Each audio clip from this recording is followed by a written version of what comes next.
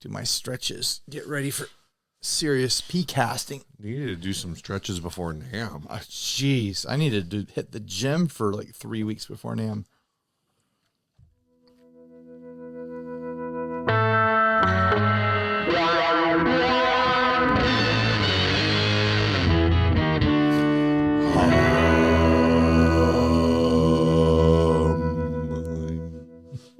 Hey everyone, my name is Ryan. And my name is Steve, and this is 60 Cycle Hum, the guitar buying, selling, trading, modding, fixing, breaking, reviewing, playing podcast. You said that with so much whimsy in your voice, Steve. Dude, I'm so tired. Yo, dude, same. We'll get to that later on in the episode. But this first ad was sent by Ed Pandiskia. Yeah, that's got to be the correct pronunciation, and I'm not going to even try to correct you because I've got nothing. Scalloped guitar custom finish, Floyd Rose missing screw, neck screw, locking nut screw, tuner washer. That's missing a few things. GFS Filtertron and Charlie Christian. Okay. Custom guitar scalloped. This guitar has so many different parts from so many different things, and I don't think any of it fits together correctly. What is that the way Floyd Roses are supposed to be strung? I've never tried to I know some of them have like the double ball end. Some people do that. Mm-hmm. I didn't even look that close at this. Oh my gosh. These are vintage style tuners. Yeah, they're split top tuners and they, okay. All right. I didn't even look this close at it until just now. Let's describe what we're looking at here for the audio podcast listeners. And everyone who's watching the video obviously can see the pictures. We've got what looks like an ESP body. Yeah, some kind of bolt-on ESP Viper. Yeah, a Viper body, so an Ess Gee style body that looks like it's been sprayed with a brownish Rhino-liner. Yeah. Like a truck bed liner. Yep. It is chunky and thick. It looks like a piece of like fake rock that you'd see at an amusement park or something like that. So we're already off to the races with the nonsense here. Then it's got a Gretsch Filtertron. Is that a Filtertron or is that a Dynasonic? It's a guitar fetish Tron. It's a G-Tron. So it's some kind of, they say it's a Filtertron. So that's in the bridge position. Yeah. Then in the neck position, that's the Charlie Christensen or whatever. Yeah, Charlie Christian pickup single coil. So of course this is the perfect pairing to put on a. Is that a parallelogram? The shape. Yeah, it's like a stretched. No, it's a stretched out hexagon. It's a stretched out hexagon, but I didn't know if it was so long if that would change it. But I guess that's not. It wouldn't. Parallelograms are four-sided always. Okay. All right. So that's not the end of the nonsense here. It's got a reverse headstock Kramer neck on it. Yep. A 24 fret reverse headstock maple fretboarded Kramer style neck. What do they call it? Banana. Is banana and hockey stick different? No, it's about the same. It's a banana hockey headstock. It's been scalloped because we're just going to keep adding details into this. It's a scalloped neck because why not? And then it's got one of those Floyd Roses that mounts on top of a Tune-o-matic setup mounted to it. Oh, that's what's going on here. Right. It's one of those Floyds that is made to go on a Les Paul or is an aftermarket add-on sort of thing. Gold hardware. It's all tarnished and grimy looking the way gold tends to. The bridge looks like it's crooked on the posts. I'm not totally sure. It might just be set up completely wrong, but I mean, some of the strings are snapped and everything's all wonky, and there's just so much going on here. It's just so much. What did they want for this? Did we have definitely a price? Crooked on the post. You don't, dude. If you if you see the price, $900. You're gonna end the show right now. $900. So this week's Adventurers Club winner is no. So yeah, this is on eBay. They're $900 or best offer. And this ad came in probably. I had to scroll back for like 3 pages of emails. Right. So this probably came in at least like a month or 2 ago. It's still on eBay. It's still on eBay. Still $900. Yeah, because they didn't send the listing details. I had to go to eBay to get it. It's missing a locking button from the nut. Yep. And now we'll finally get to the headstock situation. It's got vintage style split top tuners, and it's not uncommon for people who use Floyds to reverse the direction of the string and put the ball on the tuner because it's just convenient, and then you trim it down when you get to the bridge to fit into where they clamp in. Okay. You wouldn't do that with a split top tuner because you're putting a lot of stress on the stress doesn't go on the side posts like that. You don't want to pull on those. Right. You put the string down into the middle, and the stress is pulling against the post, and the wines just happen to come out of that split top and then go down around it. So this is just begging for stress that doesn't need to happen on the side So would parts. the proper way to do this be to like clip the ball ends off and then string it normally? Yes. Because then you still have the little bit of like plain wire Right. that you could put you into the tuner. plain wire going into both sides, going into the tuner and going into the bridge. This and is why that's not hard. You're going to need to clip it no matter what. So just do it. Like, you don't need to save the ball ends. Like, that's sloppy in my opinion. Somebody in the Discord the other day suggested that we give every presidential candidate a Floyd Rose guitar to restring. As a competence test? a cognitive test, but based on what I barely passed that test when I was 16. Based on what you just described, I don't think I can do it now, and I science for a living. My first electric guitar had a cheap knockoff Floyd on it, and the first time I broke a string, I didn't break a string. I released the string and didn't realize what I had done. Because I was trying to make adjustments and it's like, oh, what does this adjustment do? And then the string popped out. So then I was trying to figure out how to restring it. And it probably took me a good 4 hours to figure out what I was doing. And it was pretty helpful internet. Like, there was an internet, we had email, but I hadn't discovered forums yet. And there was no information. I didn't know you could go to the internet for information on things like this because it was just for email at that point. Yeah, it took me 4 hours to figure out how to restring a Floyd the first time I did it. It wasn't the first time I restrung a guitar.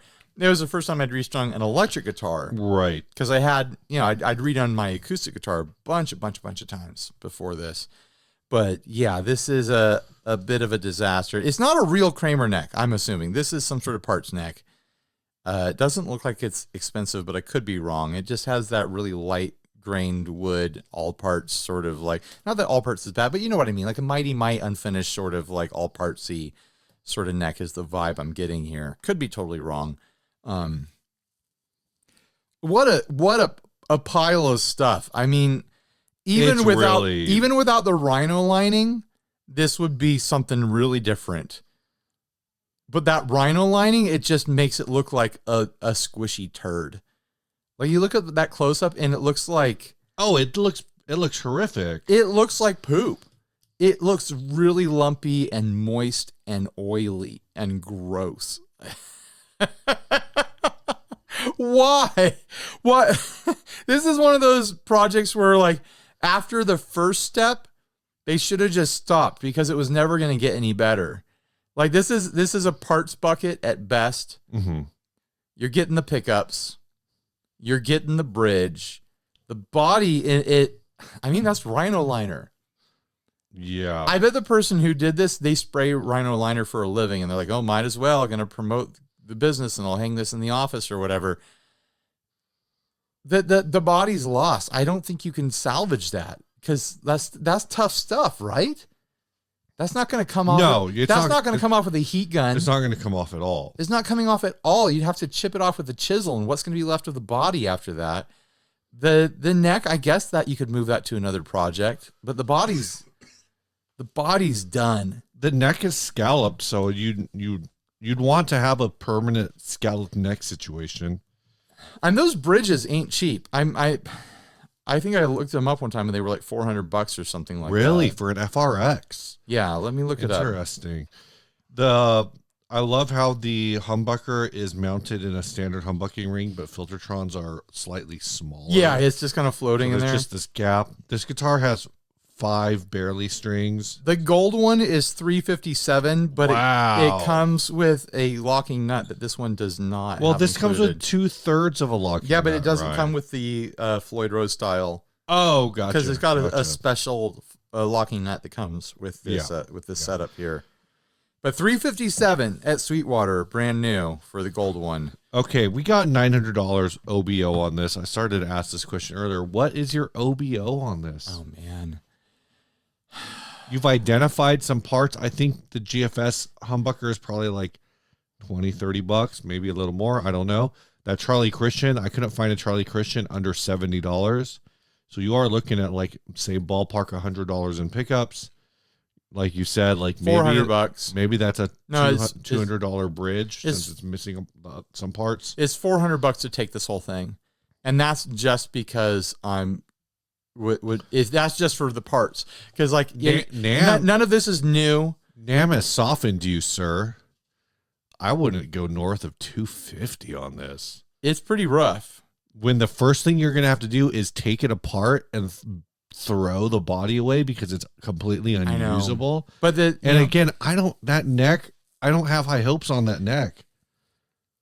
The neck is probably fine. It's, if you're curious about scallops feeling neck, like if you could get this thing south of 400, 350, 300, you've got a solid parts bucket here. You've got stuff that you might be curious to try. Like you could drop this Floyd and not dive bomb on it, but treat it like a gentle trim on anything that's got a tune-o-matic setup. And then if you wanted to, you could track down a locking nut sort of situation for it. How much do you think it's going to cost to find? What is that part called for the tuner? Because you're going to have to replace one of those two.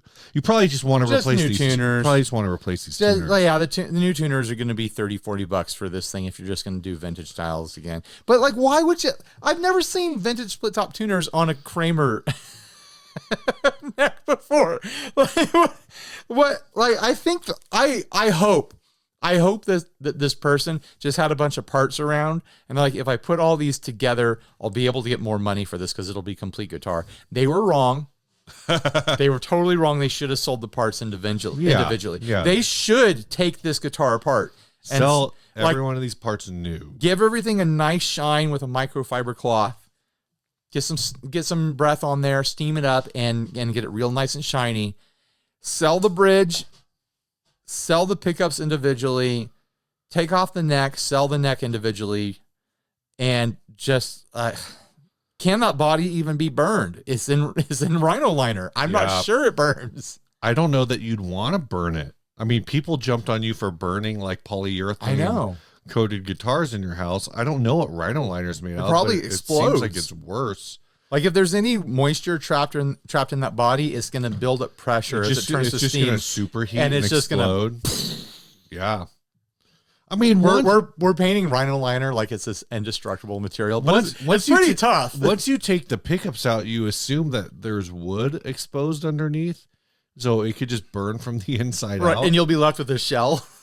The question that we would have to determine is whether or not jet fuel melts Rhino-liner. Okay. All right. Yeah, they should start making World Trade Centers out of Rhino-liner. Good idea, Steve. Thanks. I didn't know we were gearing On up it. for 9/11 jokes this episode. That was only one joke. All right. Okay. Well, I bet we can do more. Yeah, but like 9 to 11 jokes. That's a lot of jokes. Yeah. It's a lot of jokes. And we usually only run an hour. So yeah. Ryan, we do have some folks who I do think are here for the jokes. They're our Patreon supporters. that's true, Steve. At the $5 level, joining us this week is Michael Burke and Alex Holbert. Michael, are we related? And it's spelled differently. Oh, then we're not related. And at the $10 level, Rob George. So thanks to the three of you for joining. You'll see your names at the scroll at the end of the episode. And we just got back from NAMM, which again we'll talk about more later. But listen to Steve's NAMM voice. My voice is healed, I think. Steve's is rough. Mine sounds like a permanent AM radio. I feel like Art Bell. You should talk about the sports. Yeah, do some sports forecasting. Who's on first is taking a lead towards second. It's not forecasting because that's what they do for the sports, weather. It's just called sportscasting. Oh, it's just casting sports. Okay, yeah, sportscasting. Da-na-na, da-na-na, play-by-play. But we're gonna get sued by ESPN now. Because they're owned by Disney. We'll just take the episode down. Just cease and desist us, ESPN. Yeah.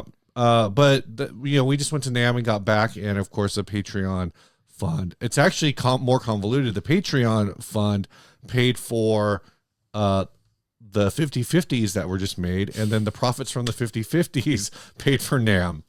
Yeah, and I still need to send you my Uber reimbursements. Yeah, that's sort of how it works. We took the profits from the 50/50 and we put it into the show budget, which we'll continue to do. But also, the Patreon funds goes into the show budget as well.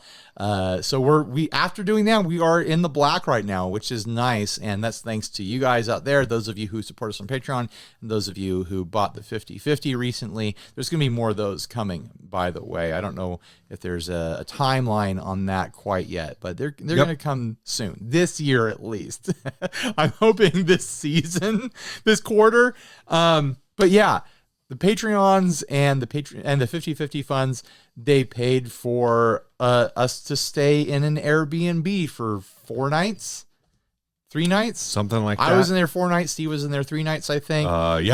We bought $160 worth of Mexican food to feed a bunch of other friends. Like Emily was there, Joe Braga was there, Mark Johnson was there, Philip Carter was there, Signal Path was there, Ambient Endeavor. That was like one of the coolest things I think we've ever done at NAMM. It was a great hangout because we go out and just kind of we all try to get everyone to a restaurant. Yeah, and we were like, that's such a pain in the butt.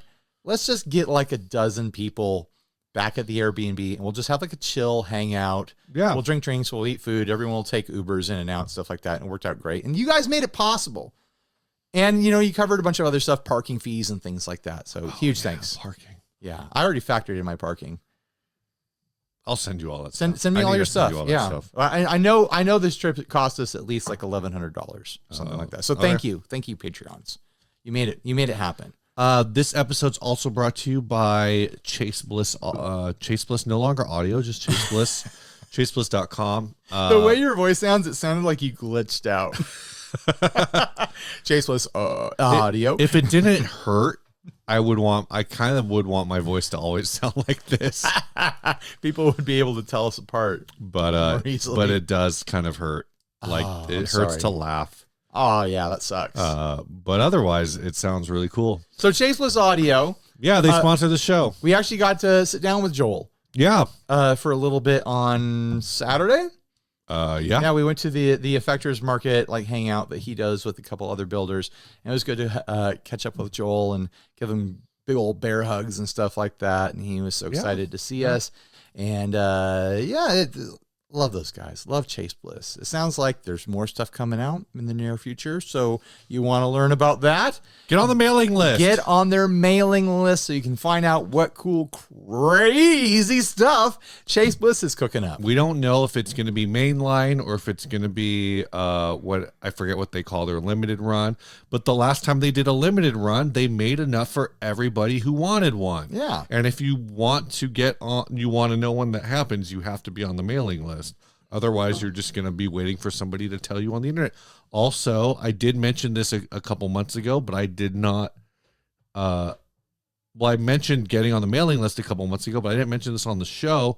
They sold a bunch of B stock at the end of 2020 exclusively to people on the mailing list. You want to be on that mailing explicitly list. Asked, hey, this is for the mailing list people, the people who read the mail, and because everyone, every once in a while, Joel writes stuff. Do you read mail? Get on the list. Get on the list. Just go do it. This next ad was sent by Cranslin. Yeah, it's just like his email address. He didn't sign with a name or anything like that. But this is fun because he's asking us for advice, Steve. Oh, good morning, recent subscriber, and I enjoy your uploads and podcasts a great deal. Well, thank you. I thought you'd get a kick out of the valuable specimen I received for my birthday this year and hopefully give me your opinions. Either way, I'll continue to watch as you guys are great. My brother found this on Facebook Marketplace for $35. The gentleman selling it had won it in a drunken raffle binge at a company party and forgot about it for 2 years. I happen to love cheap guitars because there's so much less anxiety involved when you're modding them. I've already replaced the tuners. That was such a gross sound. With blacked out locking tuners with Graphtec string trees, and we'll be replacing the trem that sucks with a better blacked out one. I'm considering a couple other things, but wanted your take. I'm going to replace the cheap volume knob with a black metal speed knob, unless you have other thoughts. The nut looks to be cheap plastic as well. Would a Graphtec or Tusk nut work here? I'd also eventually like to replace the stock humbucker. Any recommendations for that? Keeping in mind, I'm leaning towards inexpensive to keep the spirit of the guitar alive. Well, to answer number 3, I did recently publish what I think was a really good video about the Gibson 1959 collector's humbucker. And yeah. I know you want to say cheap, but... Well, you get that set, but why? And you get to split it in half, and now you get to put one in another guitar, and you get to spread it out a little bit better, you know? So it's a really good deal. It's only $500 a pickup, right? And you get to play authentic on this this very odd... This UV vodka. I don't remember if I've ever had UV vodka. I think...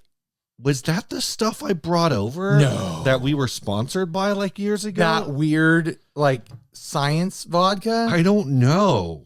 UV. That stuff was gross. Vodka.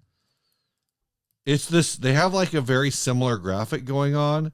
I don't think it's the same thing. But maybe it's not. Yeah, in the very early days of the show, Steve got lined up with this bottle of weird scientifically engineered vodka. What was it supposed to do? It's supposed to like minimize hangover or something like that. Or it's supposed to protect your liver so you can drink more. Like it was this weird experiment, and it tasted really they had bad. Replaced they had like basically spiked the vodka, for lack of a better term, with like anise and xylitol, I think. So it had this kind of bizarre like chewing gum sweetness aftertaste to it. Yeah. One time, our buddy Adam and I shot video for this company that had come up with a beer that glows under UV lights, under black lights. And the idea was to make beer that sold in like clubs and raves and stuff like that. And that was another one where it's like, it was so sticky sweet because the additive it was so bitter that they had to bounce it out with like sweetener or something like that.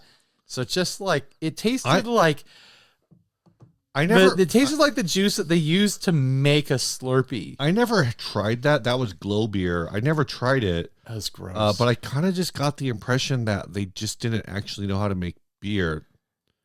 Like it was because the additive was so gross that they had to like add the sweetener. Huh.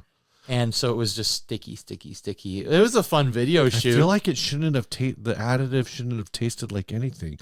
I also still kind of think that was like a proof of concept. Also, it made your pee glow under black light. Like really glow. Does pee not normally? I've never tried to pee under a black light. Is maybe reactive, but this was like very reactive.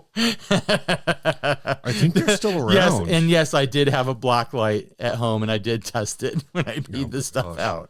But okay, back to the guitar. He wants to change some things on it. Yeah. As far as the nut goes, my stance on nuts is that they're not a problem until they're a problem. So if it works, leave it alone. You don't need to worry about it. I bet there is a Graphtec nut out there that would slide right in there, no problem. I'm looking at the nut itself. It looks like it's cut really deep, so that might be worth replacing regardless. If there's not a problem, there's not a problem. If there's a problem, then replace it. Yeah, swap the bridge. That's, you can get a really good bridge for $30-$40. No sweat, no stress. Do whatever you want on there. The pickup, see, now he wants to do blackout, but there's color on the headstock. Like there's colorful logos on the headstock, but I don't know if he wants to call back to that. Maybe he should just black out the whole headstock.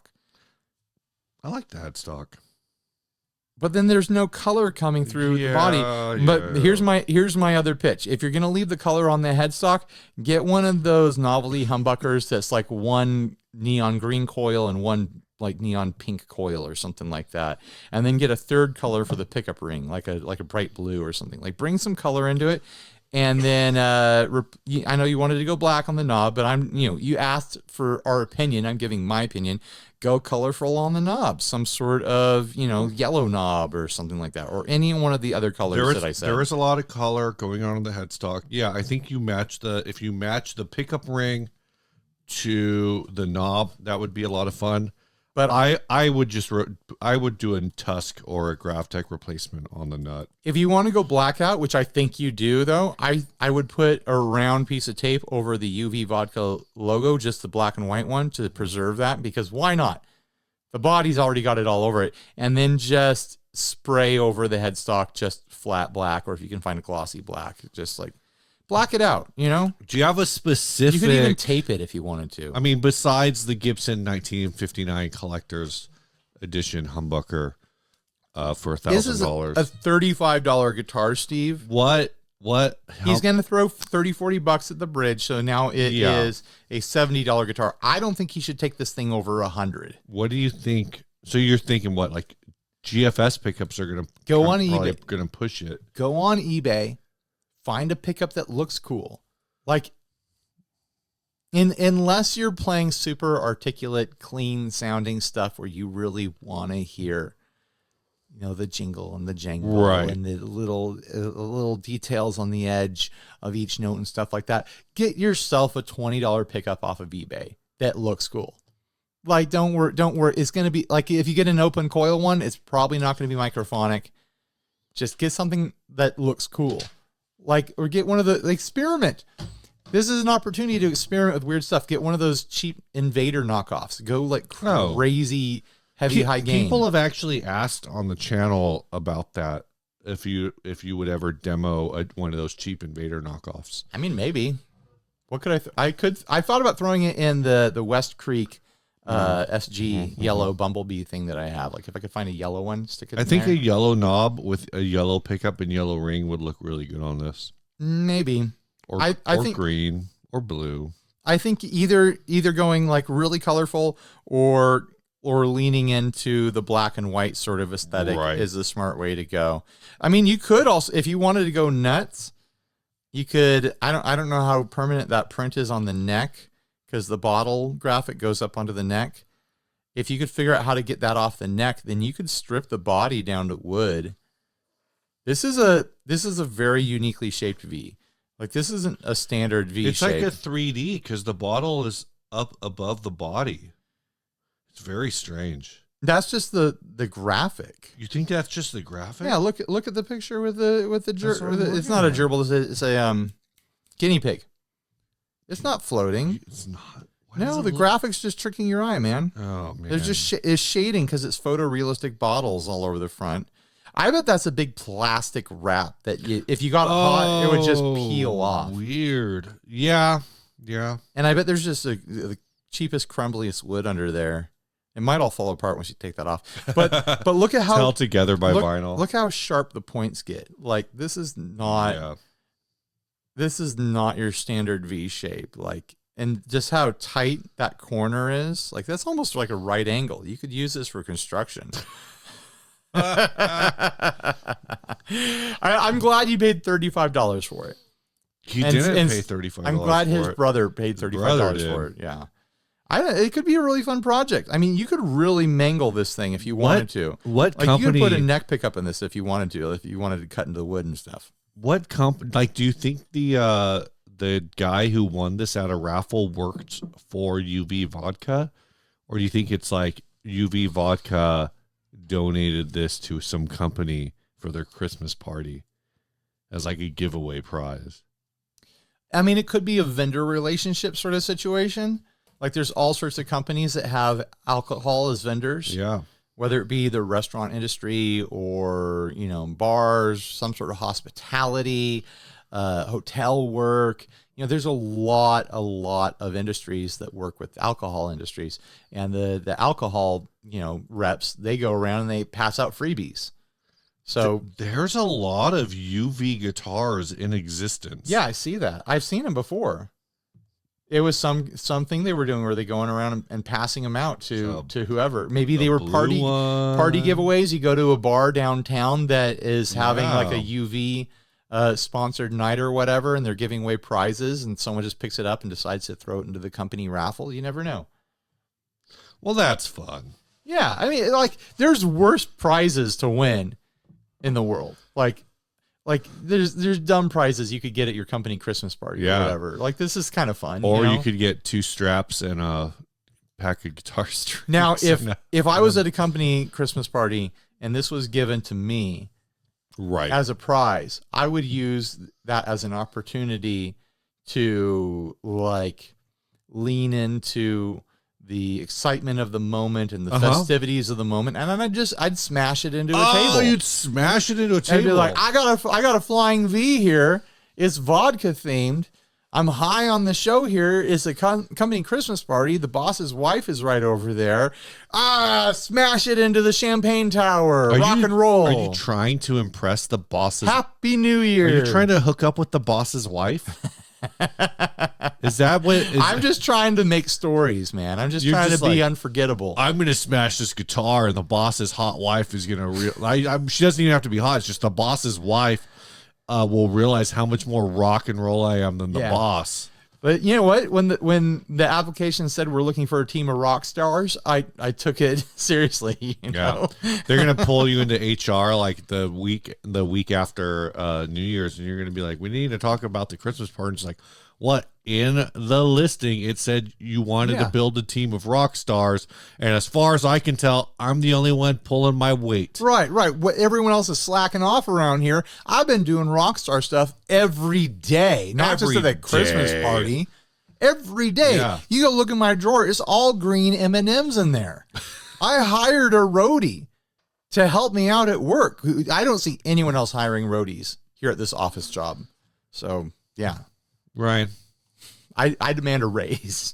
Yes, Steve. What's new? We're going to talk about all that as the topic. So why even bother? Do you have something pressing and new to talk about? No, actually, I don't. But I can tell you that this episode is brought to you by Stringjoy. And we found out a thing at NAMM. We asked Scott, like I told you all I would, what's up with these enamel strings? Ryan keeps saying they're made out of teeth. And I was like, that can't be right. I don't say they're made out of teeth. I said they're coated with teeth. Coated with teeth. And Scott said, yeah, that's what they're coated with. We get like baby teeth. Yeah. Like that's what your parents do with your teeth. Yeah, when your teeth fell out when you were a kid, not a baby because babies don't have teeth, but they call them your baby teeth. Yeah. When your parents harvested your baby teeth when they fell out, they saved them, and then there was an ad in the newspaper that Stringjoy put out asking for all your baby teeth. And they paid good money for them, and they ground them all up into a fine powder, and they coated their orbiter strings with them. And that's why they have this enamel coating on there, and that's why they feel like teeth. So you heard it here first. Stringjoy orbiter strings are coated in human baby teeth dust. Go check them out. Use the link down below and use code HUM at checkout to save 10% on your order. Let's talk about NAMM? Yeah. Let's get over to that folder that we put together, if I can find it. We got to clear out some of these folders. This is getting ridiculous. So let's just chat about NAMM before we even look at the pictures. I can say without a doubt that this was like the most physically exhausting, taxing, assaulting NAMM I've ever experienced so far. Yeah. And I don't know if it's just because I'm older now or just because we had a COVID year, and then we didn't even skip a year, did we? No, we did. There was no 2021. Okay, so there's 2022 and 2020. Okay. Yeah. So we skipped a year, then we had 2 really like light, easy years. There was the June NAMM and then the April NAMM. So I've aged 3 or 4 years since the last proper NAMM. Correct. And my body was not ready, and it just destroyed me. I was a wreck all of NAMM. I got home Sunday night. I sat on the couch. I didn't even get sick, and I was destroyed. I started watching some movie. I don't remember which one. Mm-hmm. I got like halfway through it. I needed to do something, so I went to get up off the couch. I bet it was Highlander. Yeah, probably. And I felt like I must have like done a really intense workout that morning. Like that's how I didn't. When I tried to get off the couch, my every single muscle hurt.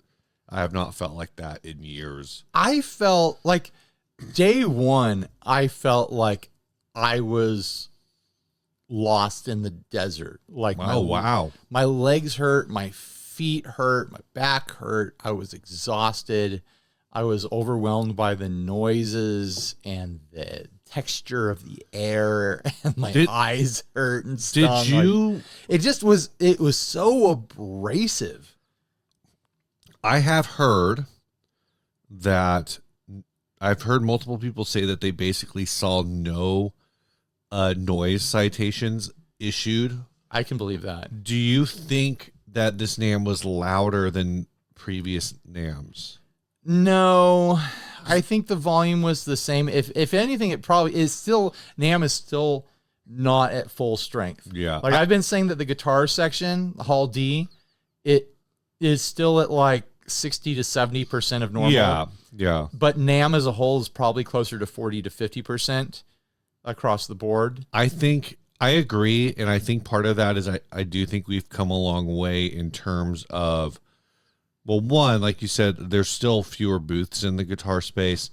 Two, I think it's a lot more common for booths to have headphone amps. Yeah. There weren't like a ton, there were definitely some like big amp vendors, but I think they were pretty well spread out. Listen, NAMM would be loud if there wasn't musical instruments there. Just from everyone talking loud. Like you get in a space like that, there's only so much air, and everyone is moving it with their voices and their foot traffic and everything. And a room like that just gets loud. But then you add in guitar amps and basses and trumpets and drums and DJ stuff and everything else that's going on. There are quiet pockets of NAMM, but if you get around anywhere where like the stuff is happening, the bathroom is quiet. Bathroom is a nice retreat, but sticky and slippery. I think the loudest the loudest sound I heard on the NAMM floor at any point was was walking by a guy who had just like unboxed a trumpet and was gonna like put it through its paces. Right. And as I walked past him, he was like, "Brr," and I was like, Jesus, dude, like it's not about peak volume. It's about like you're constantly at the high end of mid-level volume. Yeah. And it is just this staticky noise that gets into your bone marrow. And it's like you go like the thing that I experience every time I drive home from NAMM is, we're an hour and a half drive away. Not me. You're an hour drive. I'm an hour drive. Yeah. Suck it, loser. Get in the car. You leave NAMM. Get in the car, you start driving, you get on the freeway, and it's just this hour and a half long cruise where I don't even turn on the radio. Right. And just the sounds of the road are so quiet in comparison. It just feels like you're drifting in silence. That's why I still had to listen to stuff on my drive home, because it was too quiet. Like it was freaking me out. Like, how people start going like loony bins inside of noise canceling rooms or whatever. Yeah. Yeah. Like that's kind of what it feels like, but you also don't want any sound anymore because you've just been like assaulted by it. And also we don't help ourselves because this might be what we have to change in the future now that we're getting older. Maybe we can't party every night. Because if we went back to or decide like we're going to do NAMM this day, then we're going to rest. And then the next day we're going to, do something more restful and then party at night and like kind of back and forth. Cause like going from NAMM to like a quick change back out to a party where we're staying out until midnight and then chatting until 2:00 in the morning sort of thing. Like, I don't think we can do it anymore. Well, so let's talk about that. So we talked about a little bit earlier. We kind of hosted our own like very small word of mouth party, I guess. Yeah. On Thursday night. And that was great. And I ended up staying up till like 2 a.m. Yeah. Talking to Philip. So we stayed with Philip Carter from the 40 Watt Podcast, who I live streamed with, possibly live streamed yesterday. We'll see how I feel. He's one of the cast members here on 60 Cycle Huncast. He's part of the cast. and with Jason Mays. Oh yeah, it was great staying with Jason too. From Jason T. Mays and Working Class Music. So we did like a thing and had a bunch of other creators over. And then Friday was a NAMM creator party, which actually didn't go that late. It only went till like 10:30 or 11. So I actually thought we were going to get back. Well, they closed the bar. Didn't. They closed the bar at 10. Yeah. But what they didn't plan for is that there's other bars. Or maybe they did plan for it. And so everyone drifted out of there and went to various hotel bars. And we got to hang out with a lot of cool people. We randomly ran into our guild rep. Yeah. I hadn't even invoiced him yet for the demo that I had published the Thursday of NAMM. Is that guitar in here? No. It's in a case over here. Ah, okay. Yeah, I don't have it here. Randomly ran into him and ended up hanging out with him and partying with him. Ran into like a couple other builders. I ended up walking down the street, smoking a joint with a TikToker, which was fun. Yeah. Like we took this picture at the show. I don't really. It's an aura photo. It's a photo of our auras, and we got an aura reading. I can't remember. Basically, she said, "You guys are friends," and it's like, good guess. Yeah, yeah. Oh, these two people took a picture to get like. So the thing is Corey Feldman was at this party, which was weird. He played 2 songs and then left. I'm trying to figure out like who on the like we should have gotten you and KDH to take the aura photo together. So then we could have really put that. That would be my first contact. That would face to face with KDH. Hey KDH, let's go take a photo. Let's see if our channels are compatible. Let's go take an aura photo. See what the guy said. But let's stop boring everyone with our inane chatter about our own want to talk about gear. I want to hear like your top 3 things that caught your eye at NAMM. Gear. Sure. So this is a dumb one, but here's my number 1. We're off the bat. Well, number 1 is I played a secret summer school electronics pedal. I played it too. It's not going to come out for a few months. Yeah, it's good. The thing that I think they did a very short run on, but they might be doing more of, and then they will eventually release as a regular pedal, is the business booster. That was the business card holder pedal, right? It's a 3D printed business card holder pedal.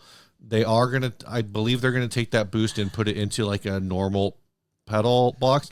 But here's the thing that I found, and I felt this way when I played that one, and I felt this way about the Did you have a picture of that? I don't. We'll have to ask Mark for a picture of that. And I felt this way about the Rare Buzzer boost that I own, which I did not play for like the first 3 years that I owned it, and I finally plugged it in. A good boost pedal is probably more than any other pedal. A good boost pedal is the type of pedal that makes me want to play guitar the most. All right. It's a weird thing, but I think a good boost pedal like is like a more betterer sort of a thing, right?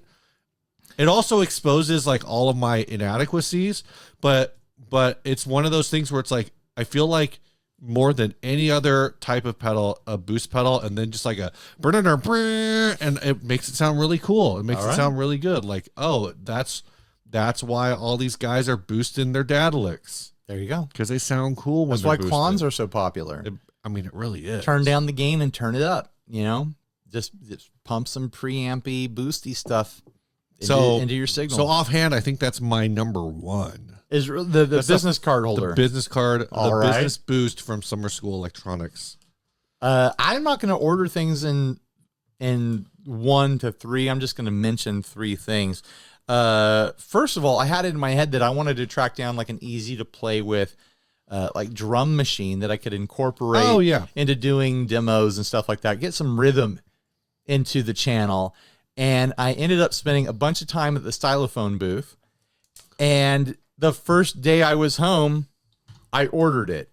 So I bought something that I tried at NAMM. NAMM was successful for Stylophone. They got my business. These things are $40. It's the Stylophone Beat, and I have just been having a blast off with this thing. You can like do little recordings.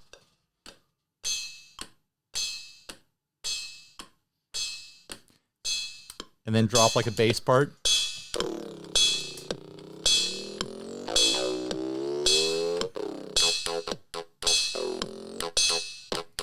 That's enough of that nonsense.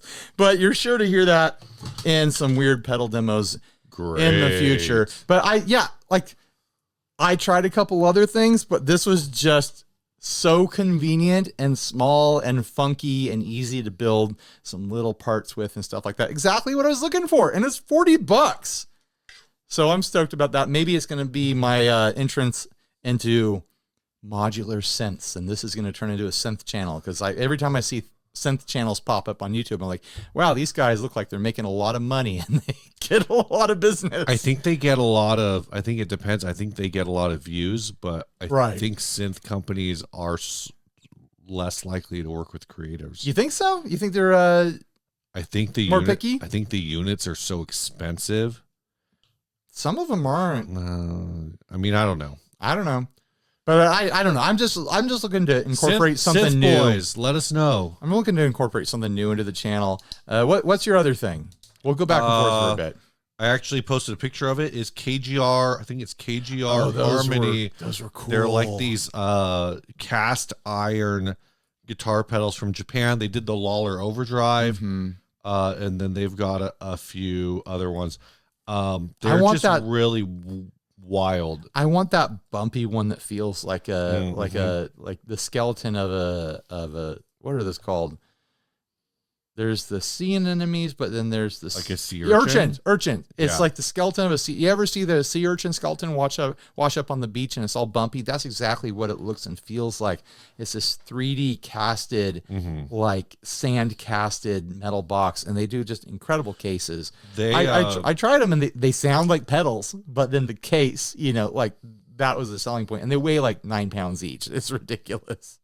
They're just beautiful. Yeah, though. I think I made a joke about how heavy their pedal board was, because it had like 6 pedals on it. Yeah. And David Ishizaka, who was working there, said that he was guessing their pedal board weighed between 30 and 40 pounds with just like the 6 pedals on it. Each one of like the regular standard size pedals weighed as much, if not more, than a regular Crybaby. Like, you know how heavy Crybabies are? Like, these are beefy cases. They're throwing a lot of metal at these pedals, but they're so attractive. Anything else to say about that, Steve? No. What's your next thing, Ryan? I think that Sire offset. I was excited to see. There was not a lot of like name brand affordable stuff there. Like there's always the Chinese import manufacturer companies there who are trying to sell their OEM services, like like Sunlight Fire, whatever, right? Is there to sell OEM services to various other manufacturers. They're not there to present their actual instruments. But I can't think of any. Oh, there's like the Donners and the Moores and stuff like that. But Sire is a brand that presents as an American company that happens to be affordable stuff. It's all import, But they're like a Squire without a Fender. Yeah. That's an accurate way to describe Sire? Fair. Yeah. Sire is Squire without a Fender. They're a standalone Squire. Yeah. But they make really great stuff, and they have for a long time. But they just came out with a Jazzmaster style guitar. I was trying to figure out if the body is smaller than normal. Like it feels like. And is it this one? This is the Sire, and it's got that crazy bridge too, or the crazy vibrato. It might not be smaller. I'm trying to eyeball it. It's something about it seemed a little bit smaller to me, the body. But I feel like anytime I see a Jazzmaster body where it doesn't have the top rhythm circuit, it always looks smaller to me. But if that is a 1-for-1 Jazzmaster style body with a Jazzmaster style pickguard, there's a lot of mod opportunities here. It felt really high quality, really well built. The same way you expect out of any Sire guitar or bass. That Goldo trim on there is a really interesting way to set it apart from, the Squires and the Fenders and the other brands out there that make offsets. It looks really solid. It feels really solid. I didn't have a chance to plug it in, obviously. The colors were really great. They were actually going after like the Ampro 2 Jazzmaster style colors. Like they had a sea chrome green. That's what I call it. They had like a Miami blue. They have a white and a sunburst and I think like a rose champagne sort of color. But they're $599. Yeah. And I'm going to say I think the feel of the quality does go beyond what you expect from Squire. Mm-hmm. It's all about aesthetics and all about name brand, I think. But it definitely feels like it's going after that low 1000s Mexican Fender kind of price point with the quality. But it's $599. So I'm hoping to check one of those out eventually here on the channel. We'll see if I can get it sourced or if I have to buy it or something like that. We'll see what's going on. But they had some other stuff there. I was actually surprised to see so much variation and variety from Sire, because I've just been used to it being Strats, LPs, a semi-hollow, and then a couple basses. But now they've got Telecasters. They have a guitar with Dan Electro pickups in it. They have like a double cut junior or single cut junior sort of things going on with a single P90. Is that what this is? Yeah, those are Dan Electro pickups. No, that's a Sire. That's a Sire. Oh, I just saw this in your picture. It's not a Dan Electro style body build, but that's a Dan Electro sounding guitar. Cool. And then, yeah, they've got LP Junior style things with wraparound bridges and stuff. Like a lot of variety coming out of Sire all of a sudden. So that's exciting. It's a cool brand that makes high quality stuff for the price point. What's your next thing, Steve? Are we only doing 3 things? I mean, if we have more, but let's do at least 3. I'm gonna smash through these. I really like. There's usually 1 or 2 things in the boutique guitar space. Yeah. That are cool. But this year I thought that I found 3 different things in that space. One, of course, the Cower Grippin. Yeah, that's a fun came guitar. out. Is a lot of fun. Got to talk to Doug a bit. Of course, always good to catch up. And everybody who walked by that booth was like, "That is amazing." I plotted it out in Illustrator when he first published photos. Yeah. Every single line on that guitar is going a different direction. There's no parallel lines. Right. There's nothing that it's beautiful chaos. Like there's nothing accidental about it, but it's just like, it scatters. Like it has this visual scatter thing going on that is really interesting to my eye. I was really stoked that Sully was displaying. It was good to catch up with him a bit. Always good to see Sully. And see what he's been working on. And then did you see these STS guitars? I did with the fractal inlay sort of thing. Not fractal, but like repeating tile. So they're inlay. and they're mosaics. Mosaic. And that was what I was looking for. So the way that they get this, because it's a flat like it's a carved top, like a PRS or everyone else, right? Mm-hmm. But it's a 2D thing. They get this effect because all of the pieces are hand laid, so you don't have a uniform grain, and the lack of uniformity in the grain implies 3D. Right. So it's really, those are really cool. Those look I got a incredible. close up here of one of the this is a semi hollow. It's really cool. I talked to those guys for a little bit too. Yeah, those are beautiful. So yeah, and there are a lot of other guitars. We'll talk about other guitars in a bit. But what's your number 3, Ryan? Well, like I said, they're not in any particular order. There's no winners or losers here. I'm going to mention that bridge, not the trim. So the Halon. Halon. So we got stuck in the parking lot one night. Steve wasn't there, but me and Philip and Jason got stuck in my car in the parking lot behind NAMM because there was a labor protest. Once we found that out, we're like, oh, good. Like, get your money, guys. But we were stuck in there for like a solid hour, not knowing why we weren't moving. And I walked out to the edge of the parking garage to see what was going on, then walked back to the car, and a guy in the car behind me got out. And he came up to the window and tapped on the window like, oh, great, now we're in trouble. No, we weren't in trouble. It was a guy from Halon, and he was like, I'm so excited to see you here. I actually, based the design on my bridge off of watching your video about the Fender Panorama tremolo on the Yam Pro 2s, because I saw that you were showing that it has such a wide range on it, and I wanted to do that too. And so he introduced himself, and we're like, okay, we're going to come check out your product tomorrow. And I did. And it's really cool. Yeah. Like he's really just kind of over designed and redesigned the Fender offset vibrato. He's moved the pivot point, which is what the Panorama did, but I think he's done it even further forward to get more range out of it, and it dived. Not like full Floyd Rose dive, but you could get the low string floppy with it, which was very interesting to me. I was looking at the website.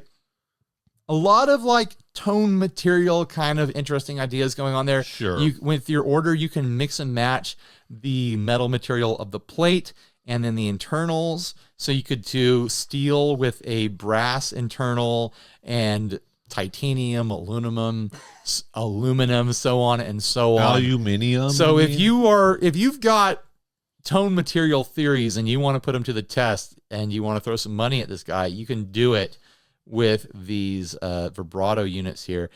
Also, they look really cool. Also, like a whole other feature of them that I'm leaving out, they have a really clever system for moving the strings on and off of the trim so that you can functionally turn it into a B bender if you want, or a G bender, or a D bender, or an A bender, or an E bender, 2 different E benders. You can mix and match whatever you want to do. Have every other string affected by the trim and every other string hard-tailed, essentially. So if you want to do weird chorusy stuff, or if you want to do B bender stuff, you can do it pretty easily. And in the picture that I took, I didn't know this at the time, the way that the tail, you basically have 2 tail pieces on these guitars. This guy basically, he threw every trick at this. So you can do that bender thing for specific strings, but you could also like string the guitar up, and then say you have one song where you want the only, these 3 strings to bend, and then another song where you want these 3 to bend, or, some combination.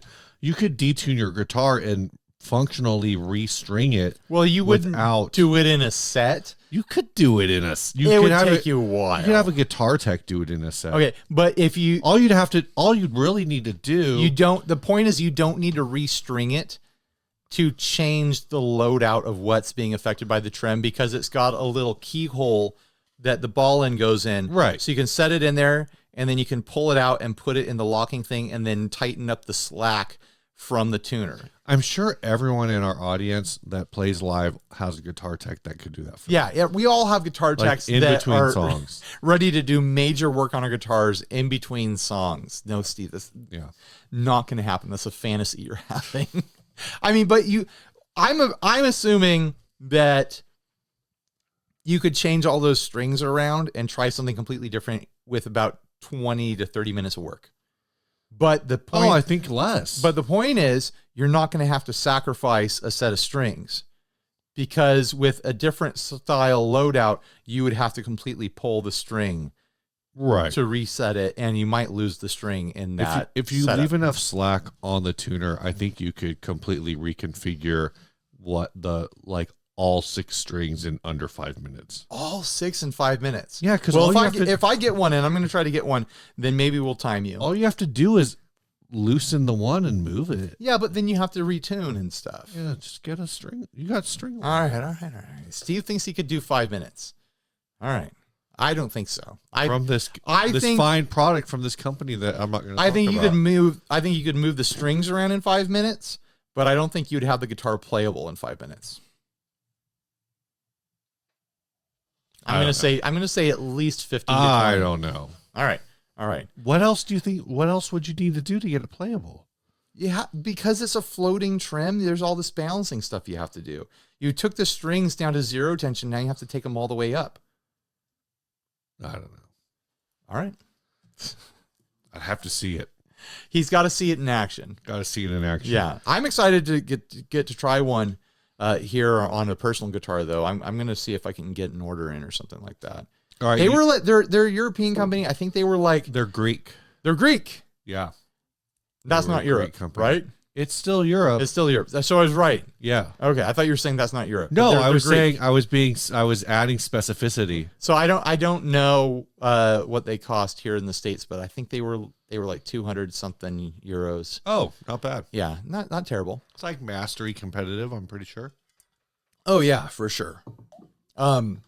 Is there anything else that we want to mention about NAMM? Not Revolta, Novo. Is it Novo? Nova or Revolta? Revolta is the one with Eastwood. But Novo has a new wiggle stick design. Oh, If my pictures will load, which they're not. So that's a Novo. So that's not a. That's a Novo.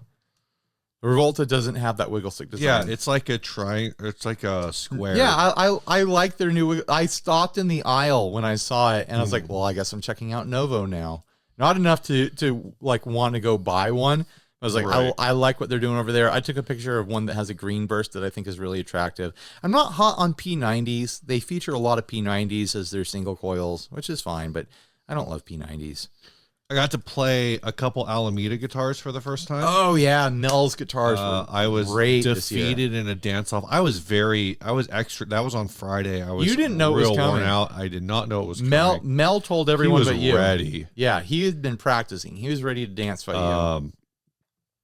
I think the guitar though that I actually spent the most time playing at NAMM was the Fellows guitar. I felt really bad because we somehow missed them for the surf guitar walkthrough. Yeah, there's a surf guitar. I right know.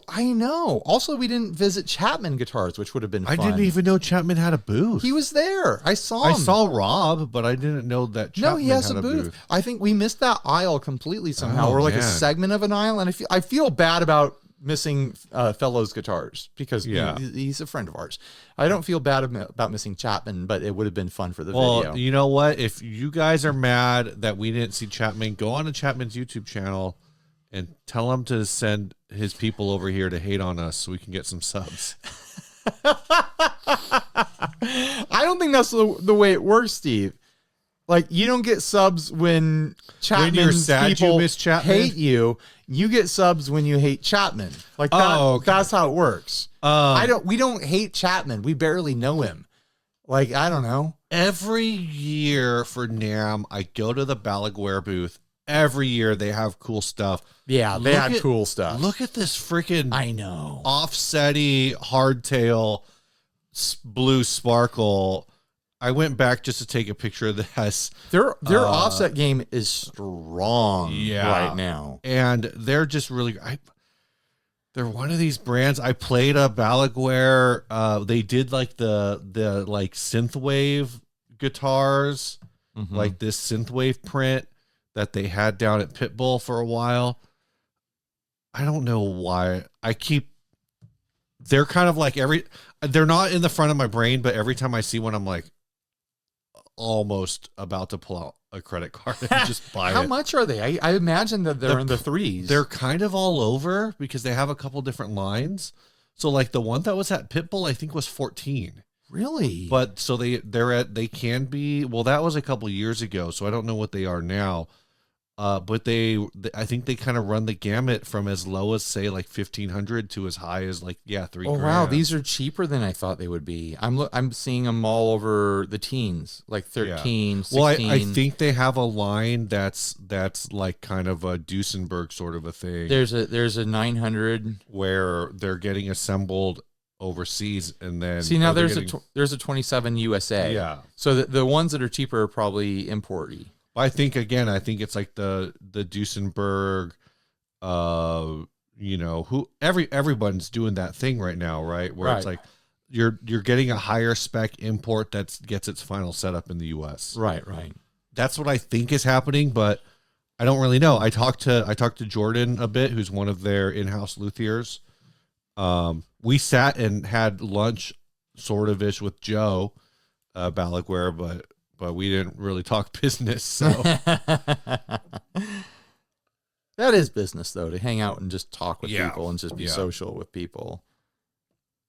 Yeah, they kind of straddle this line between being like highly modern looking guitars, and incorporating some really classy sort of throwback looks. They're a really interesting brand. They had I should spend more time looking at them next time we're there. They had they have one of their artists there, and I don't remember his name. Darren, I want to say is his name. Well, I don't know. I know him from Tone Mob, and what I can say is like you're saying, like they kind of run the gamut of being like very modern metal guitars to being like some vintage throwback, because I listened to that dude's music and I was like, all right, I understand the competency here, but I will probably never listen to this again because it was way too heavy for me. If you have any questions about NAMM that you want answered, that's what the comment section is for, or jump on the Facebook group and Steve and I will answer whatever you want to know. You probably don't have questions about NAMM. It was loud. It was hard. There was cool people there. We had a great time, but we're also still exhausted the Wednesday after NAMM. So I was listening to a video on Mark Johnston's. Sorry, I'm making note to post it in the link. There's going to be a lot of links below to all these brands and stuff. Link again down there. But I was watching a video where Mark Johnston with Ambient Endeavors and Signal Path we're kind of doing a NAMM recap. And it was very low key, which is the opposite of our Thursday night hang. And one of the things that they said that is that now that you can pay, $150, I guess, and get a NAMM pass.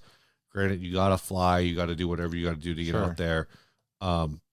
It could be a neat little winter vacay for if you're like a real hardcore enthusiast.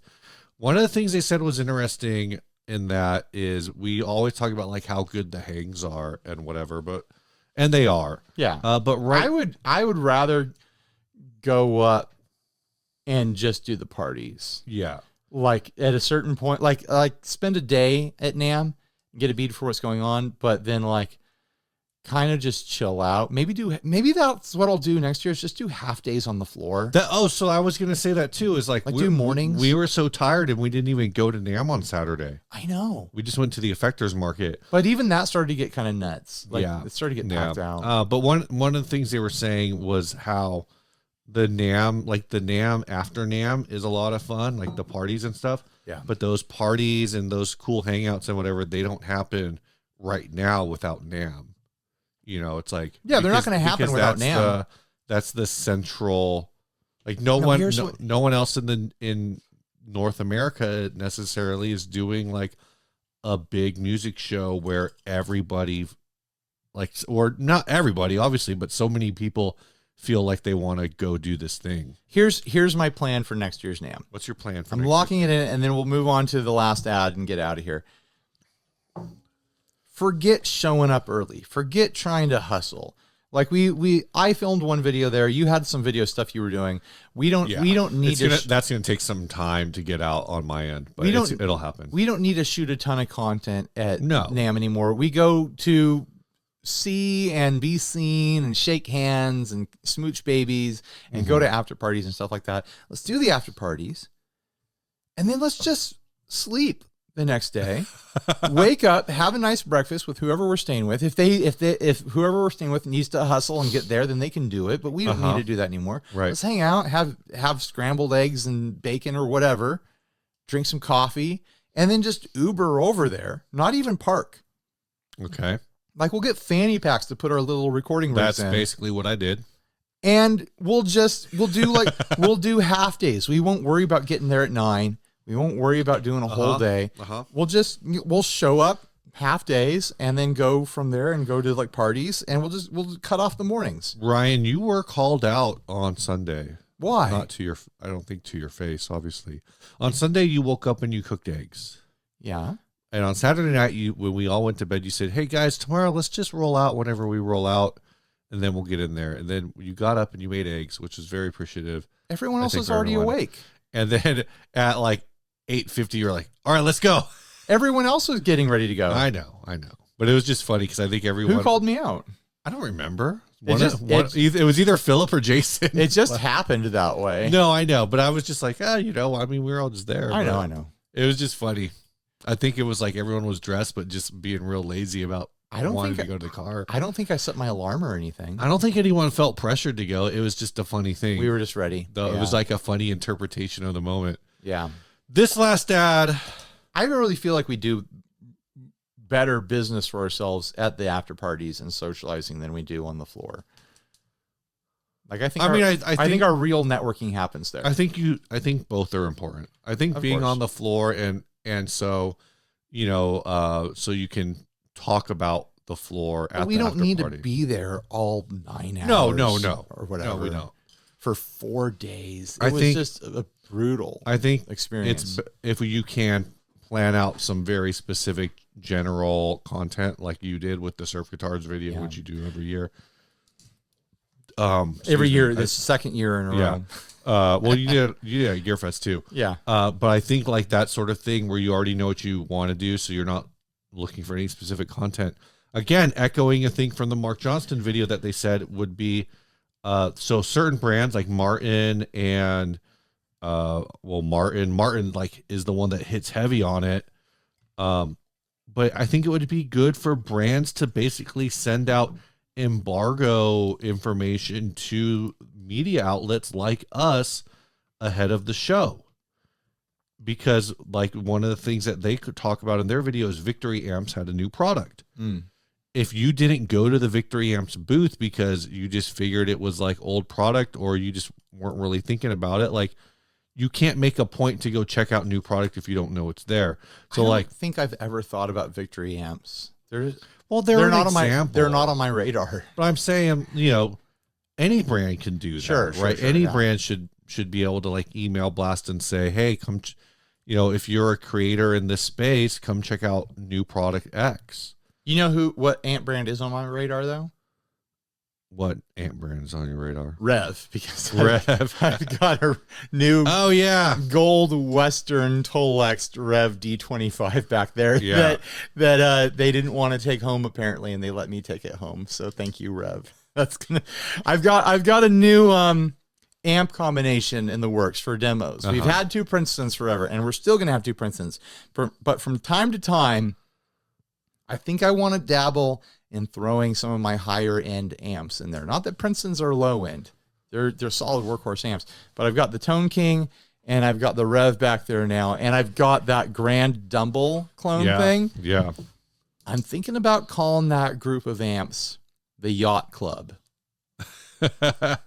So stay tuned for that. I'm going to come up with a graphic or something like that. But sometimes I want to start using my fancy amps. Right. And, I want to lean into it. I know a lot of people out there are like, oh, this YouTuber only sounds like that because they're using blah, blah, blah, amp and blah, blah, blah, blah, mic and blah, blah, blah. So what? I got nice amps. I want to use them. Get over it. All right, let's do the last ad and then This get out last of here. ad was sent by Joey Scar. It is a black 3-coil dual rail humbucker guitar pickup. There's also a white one. There's a white version of it. Yeah. Oh, there's a white version of it. This one's called a GM Stratabucker triple coil Alnico rod and dual rail humbucker. White. It's basically a single coil pickup at a 6.4 resistance and a hot rail at 15K, all on. Oh, it's okay. I see. The wiring is. I was trying to stare at the wiring and figure out how exactly this is going to work, because it's got 5 cables. So I think it's just like a standard. So I think it is why my guess is that it's wired as if the hot rail or whatever rail pickup is not splittable. Right. So you've only got 2 wires for the hot rail, and you got 2 wires for the single coil, and then you have a bare ground wire. And you have the bare ground. I wish you could split that hot rail, because that would give you a lot of possibilities. I mean, you could take it apart and figure out a way to split it if you really wanted to. I don't want to do that. But this is really interesting to me. It's probably a case of like too much. Sure. Like it sounds good on paper, but like in execution, it's not going to do exactly what you want it to do. It is an Alnico single coil with Strat pole pieces. Yeah.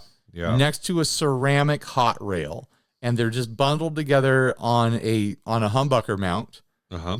So you functionally got a classic sounding Stratty single coil, and then a hot, punchy, bright hot rail humbucker, all in one package that you can throw into one humbucker spot. What could go wrong? This might be really fun. If you drop this into like a Les Paul style or some kind of like dual humbucker scenario, right? And you used a 5-way switch, you could have neck, middle, full bridge, in the third position, and then fourth position single coil, fifth position hot rail only. Well, I think that the go-to move would to have, like, say you've got a 2 pickup guitar. Yeah. So you've got your main 3-way switch to go between the two, and then you have 2 small 3-way toggle switches to determine. You could just put it on a push-pull. That's probably the way to do it. But then you're only muting one with a push-pull.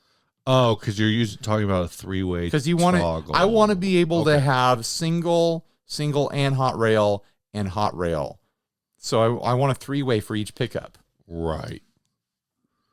Or just throw this into a 1 pickup super strat sort of thing. This pickup is $27.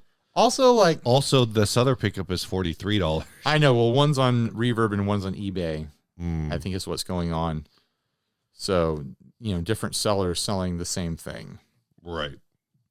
But they look like basically, I mean, I'm sure they're all coming. They're probably on Ollie for $10. I mean, look, it's the same shape of the pulled pieces there. Yeah. So, yeah, it's probably the same exact manufacturer. I would get the white one. Maybe I should get one of these just to try it. Like, how bad could it be? You could drop it in Invader and this pickup in the West. Oh, this would actually West Tone? What's that brand again? Yeah, West Tone. West Creek. West Creek. This would look kind of fun in the West Creek. Yeah. And I wanted to swap out the bridge because it is a little microphonic. And I'm fine leaving the neck being a little microphonic, but this and the bridge would actually be pretty fun. I wonder if they come in any other colors. If they come in some fun colors, I might do that. Just to be weird. So we went through this whole... wow, happened again. We went through this whole thing. Yeah. Adventurers Club. Is the Vodka Vee, is that Adventurers Club? You think that should be Adventurers Club eligible? I think the Ess Gee gets it.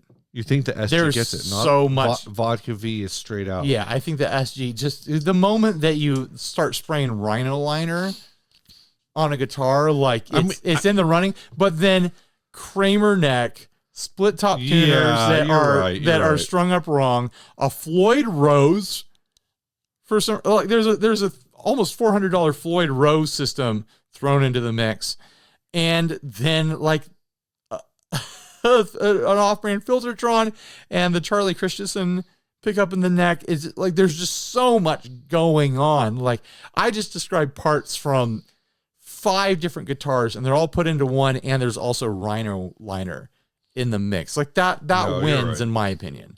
So congratulations to Ed Pandicia. Congrats. Let me write this down. This song was sent by Blue. He says, I always try to wait till you ask to send a tune, but there are 40 plus on my YouTube page if you ever need them. Some of them might even be listenable. You don't have to mention it, but this tune and the one my son did are included in a collection from independent folks and enthusiasts to raise money for kids' cancer help. Info there on the YouTube, which I, of course, will have a link to his page. He says, and as a gag to sort of make a little fun of a guitar player, I feel that does it. All the lead solo guitar is played on one string. Why is that a gag? What's wrong with that? All of my leads are played on one string. You just described Dick Dale. So, but this song is called 99, and I never connected to Bluetooth. I'll do it right now. I'm working on it.